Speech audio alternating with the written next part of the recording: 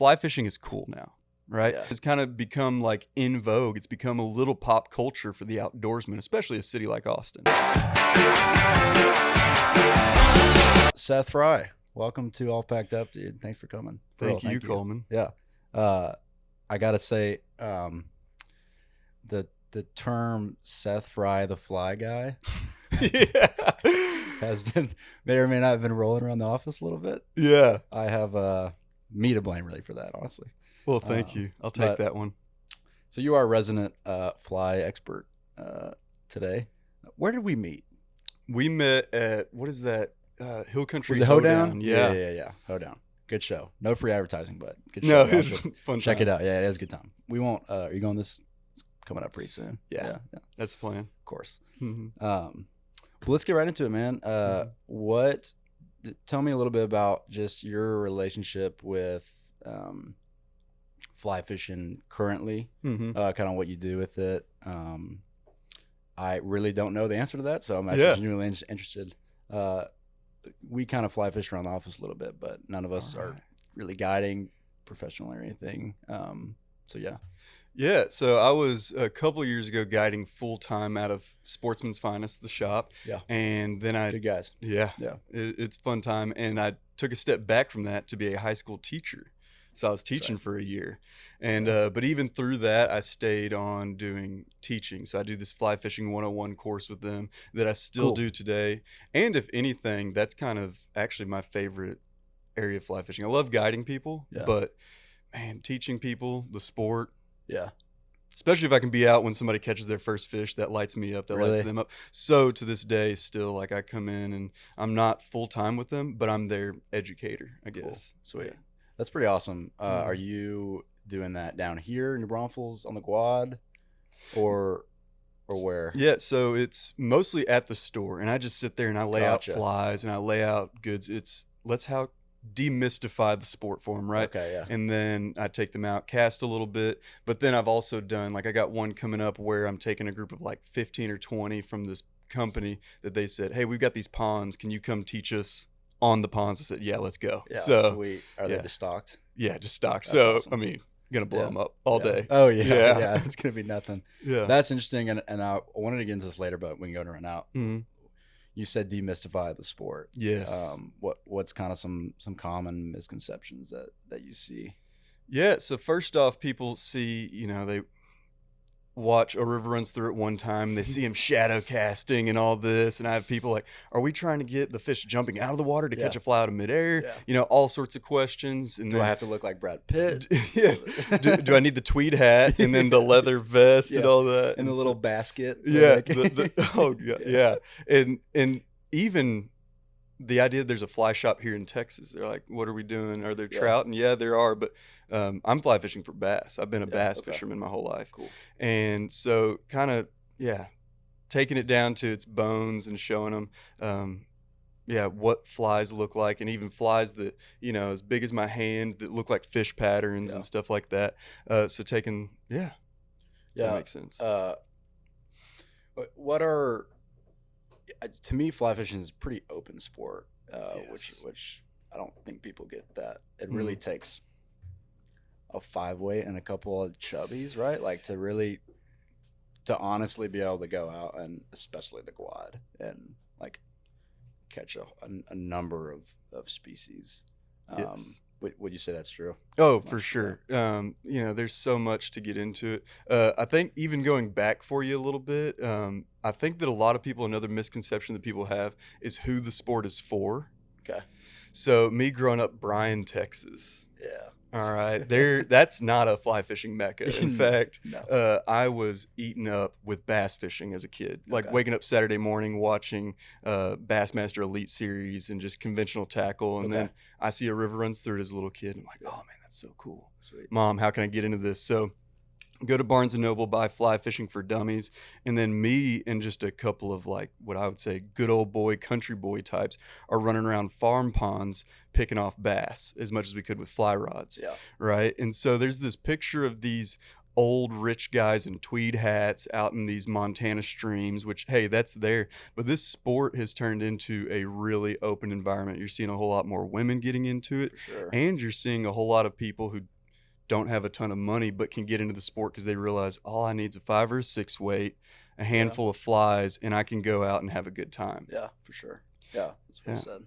And I think it speaks to the person who hated fishing as a kid because they had the little red and white bobber out there with minnows, and dad's like, hey, shut up. We're trying to catch fish, right? And now there's this whole art, and you're out there ripping a rod around, getting it caught in a tree at times, but just having a good time. Yeah.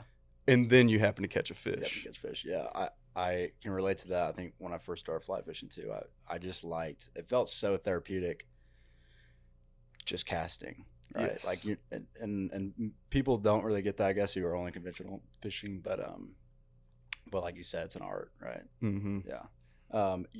I think I know the answer to this, but being from Bryan, Texas, but you just grew up with being in the outdoors in general, or how was that introduced to you? Yeah. So I would say out of just outdoorsmen in Texas, I was blessed beyond anything that I've ever deserved. So growing up, my family, we didn't have a ton of money, but what we did have is just a few acres of land outside of town with a 3-acre pond in the backyard. That's awesome. I mean, as a kid, you're going to get to know the woods and the water, whether right? you want to or not. Whether you want to or not. And so, and I didn't really get into video games as much as other people. And all my running buddies were guys who just also loved hunting, loved fishing. Cool. So, you know, early on, just running around with a little Zebco reel and cane pole, and then working our way up to, you know, open face reels and all that. And once we got trucks, then it was game on, right? We're running out to Lake Somerville, camping on the weekends, get my hands on a John boat. And now we've got a duck boat. Oh, boy. Running around South Texas with friends who had leases, chasing quail, chasing deer, right? I mean, the people that I met, each one of us had our own thing. Like I was the guy who had the boat so we could go bass fishing. And then I had the buddy with the lease, we could go hunting. And so we were just piecing together a you know, childhood where it was outdoors. And so, and that's even extended. I mean, the people that I've met in the sport is really what's put me in places where I can guide the Pecos and Devil's River, where I can go into northern New Mexico. Like, I have been so lucky. So I guess that paints a little bit of a picture. Childhood in the outdoors, met some people and just got lucky. You just touched on it a little bit, but I think I'm drawn to sports, and arguably this is any sport, but sports that give my life value outside of the sport itself, right? So you just said, you know, community is one, and they're obvious, right? Like fishing teaches you patience, like discipline, right? Like the pursuit of it. But outside of that, there's community, which I think I'm super drawn to. How is fly fishing giving you those things outside of fly fishing, if that makes sense? So it's given me a lot of people that I've met, just connections and people to go spend time with. I'm a wild extrovert, right? Like I went fishing by myself yesterday and I got bored. As weird as that sounds as a guide and all that, you know, I've got to be with people. And so it's given me a lot of the people that I've met and a lot of the opportunities. That's awesome. And man, I've just realized more and more that the outdoors, every time I step into it, it gives me something. Whereas anytime I have my lazy Saturday on Netflix, I look back at it and I'm like, that didn't give me anything, right? Like just yesterday, I had 2 brand new experiences never in the outdoors before, just because I decided to take an hour to step outside. And you never know when those days are going to happen, what's going to happen. Totally. And so, it's given me stories, which are fun. I mean, a handful of things around the campfire. Oh, sure. Yeah. Get into it. That's awesome that you say that. It's kind of our whole MO is like creating a product that makes it easy to not be on Netflix on Saturday, right, and just get out of town and stuff. And then also we just like to preach that it's probably easier than you think to get out. And I think fly fishing is a perfect example of that. Talk about fishing on the Pecos. Oh, dude. I've never been. Okay. So the mysticism around the Devil's River, like any outdoorsman in Texas knows that one. It's the bucket list place, right? The Pecos, just even outside of fishing, first off, it's bigger and grander even than the Devils, and they're like 20 miles apart as the crow flies. Oh, really? You've got these giant limestone cliffs on either side. I mean, a couple 100 feet in spots. You've got bigger rapids and all this. The one thing it doesn't have going for it is the Devils is gin clear. Whereas, interesting. The Pecos runs all the way from northern New Mexico down. And so it comes across the salt flats and everything of deep West Texas. So it's a little murkier. But, I mean, you can go out there and cliff jump and have your fun. And then, I mean, I could talk about why it's better all day, but the biggest to me is access. Because the Devils, you get on it, and then it's private land on either side. And so you got to find islands to sleep on. You may meet a few guys that kind of follow you down the river, making sure you're not getting on their land, right? Like the Devils is, it's protected well, right? Whereas the Pecos with those giant cliffs, they come down, and it's harder to find spots that you can't camp on the banks than ones that you can. Interesting. Oh, it's amazing. Super interesting. Yeah. So are you doing the whole stretch usually when you go? Yeah, so I've been lucky that the outfit that I started guiding rivers with, we had a landowner who gave us access. So there's a 60-mile stretch of public access to public access, right? Okay. Didn't know that. Yeah, and so once you're on there, you're committed. This is like a 5-night adventure. We're going to be out there. Now, I love it. Oh, yeah. Another one of those, just getting to know people. We had and still have a connection about 40 miles downriver from the first public access point. So that can be split up into a 40-mile trip, a 20-mile trip, or the whole 60. And then, at the halfway point, we've got some people dropping off another cooler or whatever. There you go. Yeah. Sweet. Are you smallmouth? Largemouth on the Pecos. Okay. Which it's so weird. Both of these rivers feed So into close. Amistad. Yeah. And so fish can even run up. Like the Pecos gets a white bass run up from Lake Amistad. The Devils doesn't. Yeah, the Devils, you can maybe catch some up to there's like a certain spot where it turns from the river to the lake. Oh, okay. But as soon as it comes to the river, they're not going up there. Huh. But then on the Devils, I've caught smallmouth on there. You catch. And so connected waterways with wildly different ecosystems. It blows my mind a little bit. Yeah. I mean, we've even on the Pecos, I had a buddy catch Rio Grande cichlid out there. I mean, there's just all kinds of fishing. And That's awesome. It's bigger. It's a little badder. Yeah, It wears that name like Pecos Bill, like some rough country. Oh, dude, it's Totally. epic out there. Yeah, that's awesome. Yeah. What about carp? Are you going after them at all? Yeah, so there's some carp, man. Yeah, on the Pecos, there's a certain spot where every time I go out there, I'm just seeing dozens of carp. Yeah, don't drop that spot. I won't drop that spot. But I mean, on that 60-mile stretch, it's what's so crazy is I don't feel bad about like blowing up the Pecos, if you will, Okay. because for most people, that's going to be a 5-night endeavor. So the people who are going to be going out there. Best of luck to you. Yeah. Exactly. Yeah. Like you better have your P's and Q's going, right? Like, so yeah, there's just a lot of people who are going to self-filter going out there, which, I don't think they should. You definitely need to know what you're doing. You're not going to have cell phone service, so you're on your own once you get out there. I love it though. Oh, yeah. man. Just away. Yeah, it's whipped my butt on a couple occasions. For real? Oh, Yeah. yes. That's awesome. Yeah. That's awesome. So you're not really. Are you going after rainbows in Texas at all, or not primarily? Just not primarily. Just not primarily. So, I'll go to the Guad. Yeah. I'll do all that, Sure. but my thing is just bass. Yeah. If I'm going to chase trout for me, it's not even going to streams where I know there's big honking browns or whatever. Yeah. I would rather do someplace where I have to hike in a day or two. There's not going to be a soul around, and I'm chasing a little cutthroat that's as big as my hand. Yeah. For whatever reason, that just attracts you a little bit more. Yeah. Yeah. I mean, stockers and big trout and everything, they have their place. I've caught a trout that was stripping drag and doing its thing, and that gets me going. But for me, there's a bigger story in the adventure to get there, right? Okay, cool. Like, to me, the best fish stories have nothing to do with the fish. If I show you a fish picture, you're like, all right, cool, good for you, right? Yeah. But then if I hear, oh, you went on some epic 2-day hike in to get there, and like a storm blew in or whatever, you ran into some elk bugling while you were out there. Like all those things up to the fish is really, for me, so much more fun. Yeah, that's so great. I've always said that about fly fishing in general. There's parallels there. It's like it's just harder sport in general, right? Yes. Learning how to do that as opposed to you got something on your Zevka reel, which is great, and people should get started however they can, right? But pretty awesome. I have this conversation topic that I don't really know how to start, but there's a little bit of controversy in my mind about trout in Texas.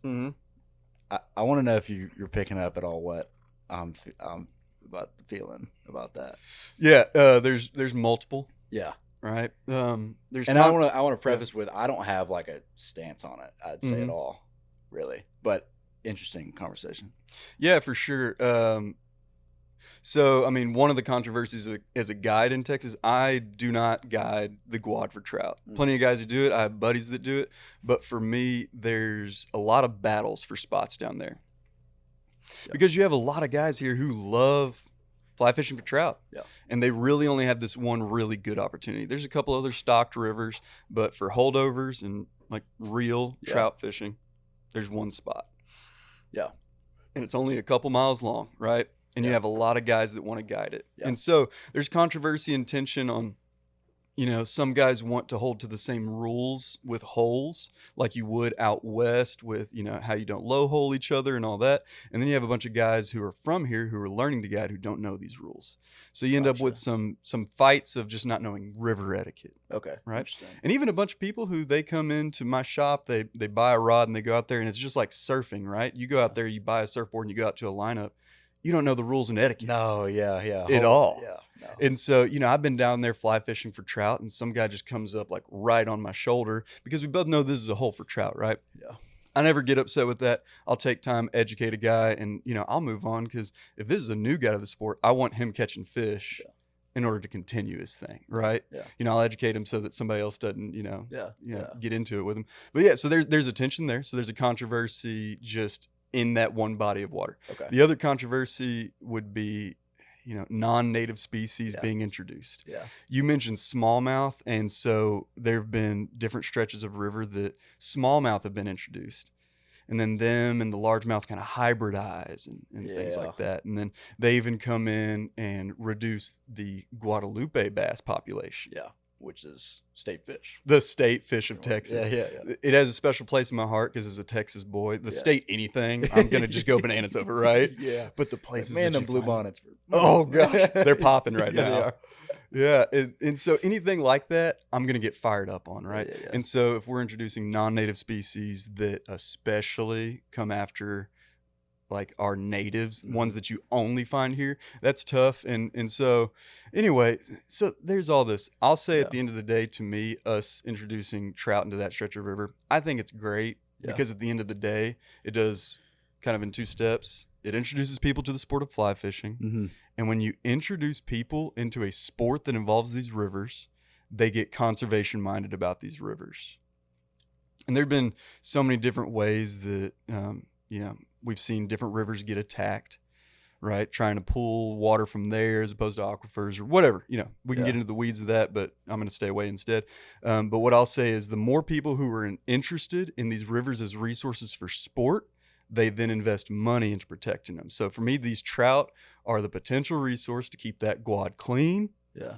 To keep it flowing with water, right? I mean, they were even talking about Canyon Lake releasing water at different times of the week, and then that interfered with the potential fishing, right? Yeah. So fishermen speak up, trying to protect the resource. So, I mean, I'd say I'd fall in that camp. There's probably people who are going to chirp about that, but I'm fired up for that stretch of river. If for nothing else, it gets eyeballs on it. Yeah. Mm-hmm. That's awesome. I agree with you. I think. Have you been to the Guadalupe Mountains? Oh yeah, that's where the one truly native cutthroat are in Texas, right? Am I wrong? Yes. So that so in the Guad Mountains, there's been lore of back in the 80s, I believe it was. People were finding a cutthroat that was native to this little stream and a spring that would come in. The last that I heard, they're just not even there anymore. Interesting. I haven't read a whole lot into that. But yeah, the closest native cutthroat trout that you can find that it wouldn't be Texas, but going into the Pecos River up in northern New Mexico. So just going all the way up in northern New Mexico. Gotcha. So you're in the Pecos River that bleeds down to Texas. Yeah. And, if you go by the map of Texas from 1836, which some people might, then you're still in Texas and you're catching a native cutthroat trout. That's right. Yeah, I agree with you, man. Yeah. So, That's pretty awesome. yeah, I choose to act like I caught a native cutthroat in Texas just because, I'm going to I like to imagine they're coming down. Yeah. That's the other thing. They'll make their way. Yeah, I heard the other day somebody saw one. Yeah. Yeah. That's awesome, dude. I want to go back to that the big group of kids. Yeah. Right? So these are adults, and this is a company that just wants to, for their fun corporate event. Oh, they're saying, hey, let's, we're going to have drinks, we're going to have, food and all that, Sure. but we're also going to have this guy teaching fly fishing. Because fly fishing has kind of become like in vogue. It's become a little pop culture for the outdoorsman, especially a city like Austin. Yeah, for sure.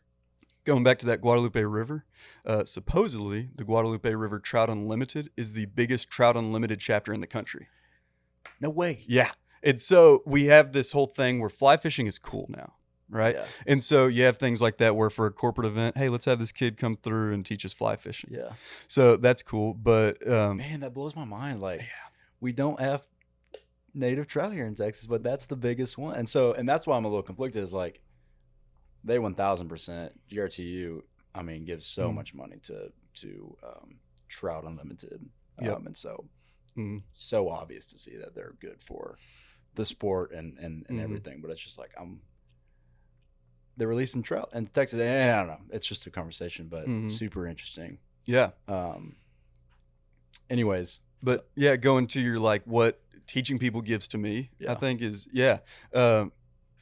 something that I've realized is you can only go so far in being stoked on catching things, hunting things yourself, in my mind. I mean, there's people who still get fired up on it, but I think doing so much as a kid, I caught a lot of fish and got a lot of animals, did my thing.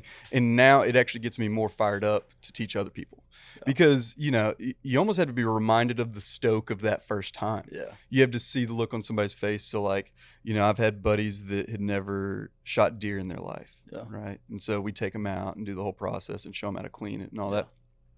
And what that gives to me is it kind of revitalizes my stoke. I can get real slow on, getting fired up to go out and hunting or getting fired up to go out fishing. But as soon as I see somebody light up, I mean, and I think there's something to be said about empowering somebody, right? Because you can see stuff happening on YouTube or Instagram or whatever, and you're like, oh, that's really cool that those people are doing it. But how do I get into it, right? What's this barrier to entry? And so taking somebody to a place, walking them through the process, and then you've got that memory, and then for the rest of their life, you're associated with that memory.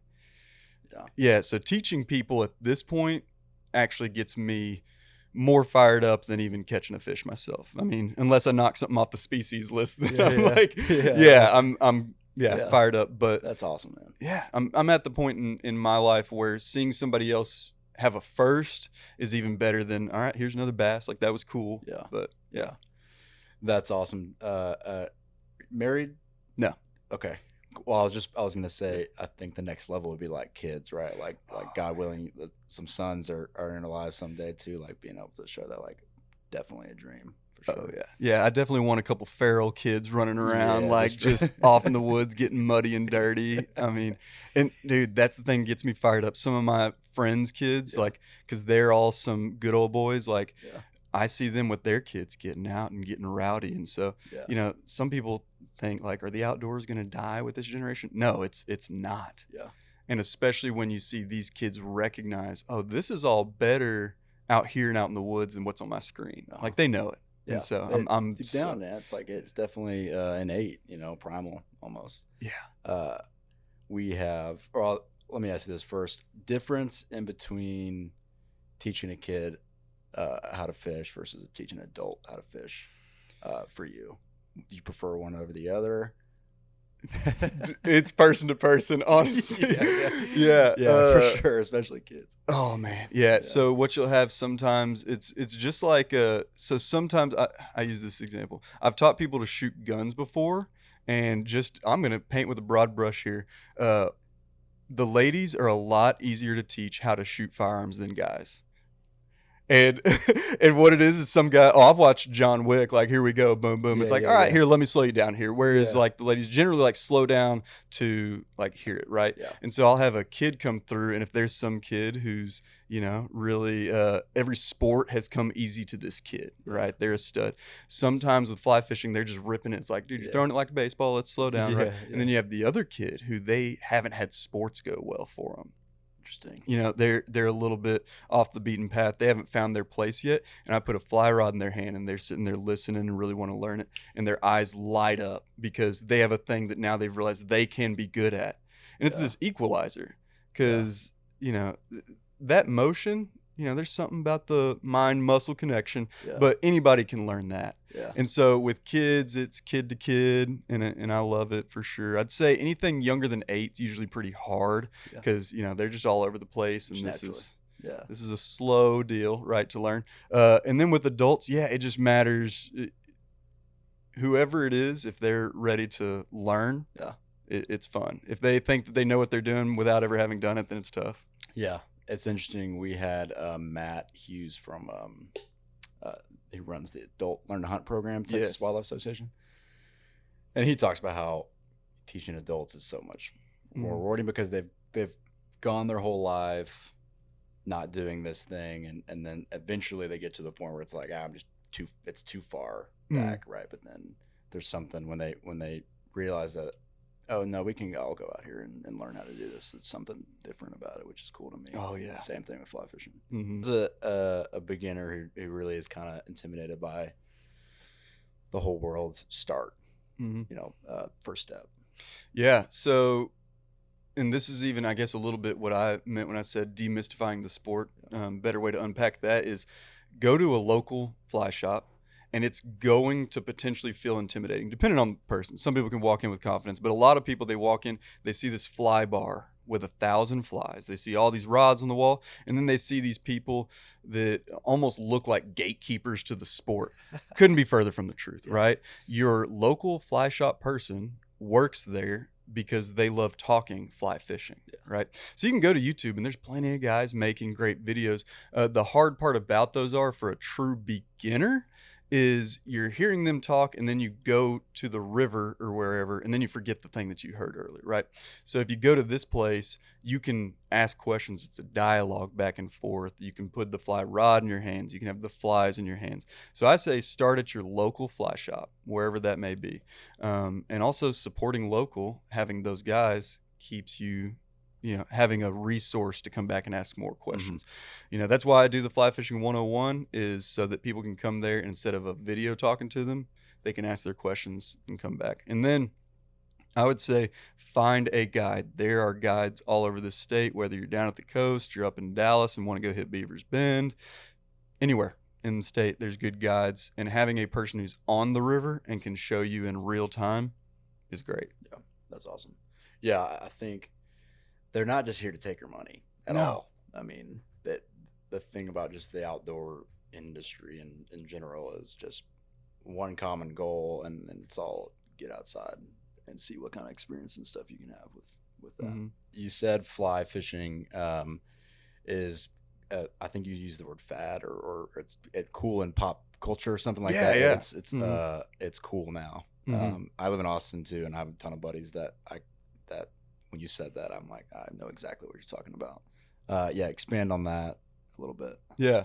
And I guess with what I've seen in my own personal life, it went from, and this is going to be lame as it gets, in high school, I was part of my junior bass fishing club. Yeah, you were. And I wore like a fishing shirt to school. And like one time my buddy was like, dude, what are you doing? Like, that's not cool. Right. And so it was just, and now we've gone to this place where, people recognize the outdoor space is cool. Yeah. Fly fishing is cool. It looks sweet. Right. And it's come into it, a lot of it's bumped up ever since a river runs through it. But then even beyond that, people see that fly fishing takes them to cool places. People want to go to these cool places. And so I think what it's done for the sport is given a lot of people that are in it like a way to actually like make a living in some way, shape, or form. Like back in the day, you were really scrapping, but now like there's a lot of people, and so yeah. Do you think it's bad for the sport at all?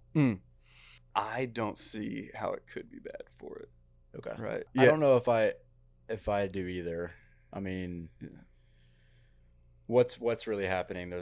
What is happening is there's more people coming into the sport, right? Yeah. Are they genuinely interested in it?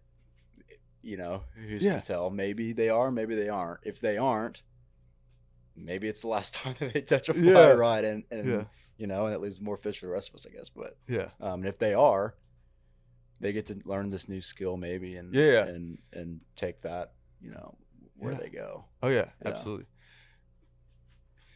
Yeah, I think the best way I could say, like, is it bad or is it good, right? If somebody's going to try and be a real gatekeeper to coolness, right, or protect, like, this thing that they've been in forever, and, now it's cool. It's like, dude, well, now you just have more people to enjoy the sport with, right? Yeah. And are you really losing spots? I mean, outside of what I said about the Guad being super packed, I mean, I'm still going to rivers, and more often than not, I may bump into one person who's also fishing, right? There are endless miles of rivers here in the state of Texas. And if your spot's getting packed right now, go find another spot. You find it. Yeah, I have stretches of river that I guide on that are 8 miles long, and the only other person I see is a kayak paddler the whole time, right? So there's plenty of spots. Just go hunt. Maybe you have to travel a little bit and get out of the city anyway. And so I don't think it's bad for the sport. If anything, it's awesome because I get to see new people diversify this sport. Little story for you that I share with people at the 101. I have guys who get into the sport through fly fishing, but also fly tying. It's a weird way. And this one guy walks in. That's how they get into it? That's how they get into it. Yeah. And there's been multiple guys, even if I'm correct, Fly Geek. So shout out to this guy, great fly tyer in the community. Matt Bennett. I think that he fly tied before he ever fly fished. Whoa. Yeah. Just like a buddy seen him do it. But I'm working the shop one day and this guy comes in. He's all like tatted up with like the chain bracelets, like long ponytail, biker dude. Like he's out of Sons of Anarchy, right? And he's looking around at all the flies and the fly tying materials, like pulling purple feathers off the wall. It's like, all right, who's this guy, right? And so, hey man, like I just want to know this guy's story. So hey, you're into fly fishing? Like what do you do? Where do you fish? And all this. He goes, I'm actually not into fly fishing yet. I'm into fly tying. I'm like, all right, hey, tell me about that. Like, how'd you get into fly tying? He goes, well, actually, I live down in Port A and I work at a restaurant in Rockport. I have an hour-long commute to work every day because I've got to get on the ferry and all this. And I was like, I don't know what to do. And a buddy of mine that I met got into fly fishing, and he said, hey, here's a vise and here's some materials. Here's a bobbin, here's some thread. The dude literally puts the vise on his dashboard while he's sitting there for a half hour and ties flies, and he hands me a couple of his flies better than I tie. It was crazy. No way, man. He's tying these dope shrimp patterns for the coast, and I was like, dude, you need to, like, these are gonna catch fish, get out and fish and all that. And so since then he's gotten into fly fishing. But like this sport being cool, don't tie and drive, let us don't tie and drive. Oh man, I think that it's just introducing people in cool and new ways. So there's if somebody's mad about it becoming cool, whatever. Yeah. Dude, that's all I have for you. Where can people find you? Plug your stuff. Sportsman's, obviously. Sportsman's Finest. So you're with Sportsman. To a degree. Okay, so like they are the people who've kind of gotten me my start in this area, right? And they're building up more and more education, whether it's fly fishing or archery or anything. They're trying to host events. And so that's cool. Like, if you want to do a fly fishing 101, holler at them and they'll get you plugged up with me. Normally I do have socials. Right now I'm taking a little sabbatical from them, so you can't find me there. Amen. So yeah, it's been good. Either call them or call y'all. I mean, you have my phone number, and if somebody is wanting to do something other than fly fishing, if they're like, hey, I need somebody who can teach me like hunting tendencies out of my ranch, or somebody's like, hey, I want to go paddle the Pecos River for a few days, and they're not even interested in fly fishing. Like, my guiding career has been fly fishing, but even more than that, it's been paddling, it's been backpacking, rock climbing, and hunting. So if anybody wants to do any one of those other sports and thinks that I could be the guy to show them a good time, holler at Pakmule. They've got my phone number. We'll go out and have a good time. I want to go. Let's go. Let's do it. Yeah, let's do a Pecos trip. Yes, that is my favorite place in the world. Yeah. The Pecos River. Holler at me when you're from going top to next. bottom. I'd love to hop on. Yeah. Seth Fry, ladies and gentlemen. Thanks, man. Thank you.